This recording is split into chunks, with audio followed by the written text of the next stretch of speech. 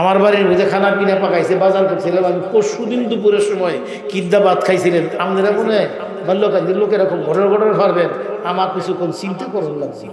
পরশুদিন দুপুর সময় কিদ্দা ভাত খাইলাম, হিসাব আমার করুন লাগছে যে আমি আপনার মতো এত পাকা আর বিজ্ঞ না। আল্লাহ তালা যদি 50-60 বছরের জীবনের ইতিহাস জিজ্ঞাসা করে কোন দিন কোন মাছ খাইছিলি, কোন গোজদা কোন দিন খাইছিলি, কোন সাইজের ভাত কোন কীভাবে রাঁধছিলি, কত হিসাবটা 50 বছরের জীবন পরশু দিনের ডিমান্ড নেই।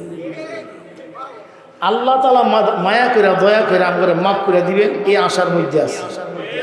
এর চেয়ে বড় কোনো আর দাবি আল্লাহর কাছে আমাদের নেই, শুধু একটাই আশা, আল্লাহ তালা আমাদের আমলের কারণে খোদা তালা মাফ করে দিবেন।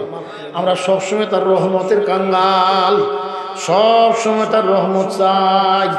আল্লাহ তোমার রহমত ছাড়া বাঁচার কোনো উপায় নাই।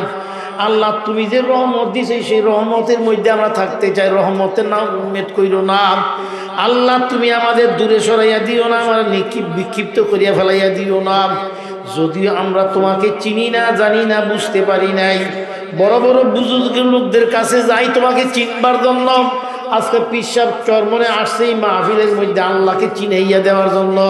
কোন রাস্তায় চললে, কোন রাস্তায় হাঁটলে, কোন অবস্থায় থাকলে আল্লাহ তাআলা কেমনে আমাদের মুক্তি দিবেন, শান্তি দিবেন, মাফ করিয়া দিবেন, এই কথাগুলো পিসাব চরমনে আমাদের কাছে বাতাইয়া দিয়ে যাইবেন। আমরা এই কথাগুলো মানিয়া বাকি জীবনটা আল্লাহর রাস্তায় চলার জন্য চেষ্টা করব, জীবনটা বলিয়া মেহনত পরিশ্রম করব।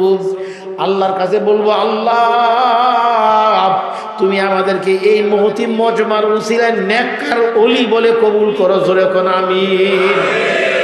আজকের এই মাহফিলের সম্মানিত সভাপতি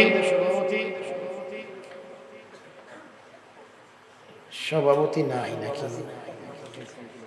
হ্যাঁ, সভাপতি আলহাজ মোহাম্মদ শামসুল হক সরকার, মাশাআল্লাহ, শুকরিয়া।